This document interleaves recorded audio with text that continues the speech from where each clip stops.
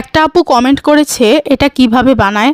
এটা হচ্ছে লং 1 মোট, তারপর হচ্ছে দারুচিনি 1 মোট নিয়ে এটাকে জাল দিতে হবে অনেকক্ষণ যাবত। তারপর একটা চায়ের মতো কালার হয়ে আসলে এটাকে রেখে দিতে হবে। আর রেখে দেওয়ার পর পানিটা যতদিনই থাকবে, ওই পানিটা সকালে যদি আমরা খাই তাহলে রাতে হচ্ছে একটা গ্লাসে ওই পানিটা নিয়ে ঢেঁড়স কুচি করে ভিজিয়ে রাখবো।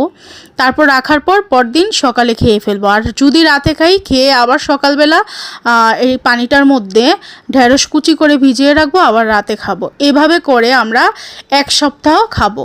পিরিয়ড ভালো হওয়ার 1 সপ্তাহ পর থেকে 7 দিন পর্যন্ত খাবো।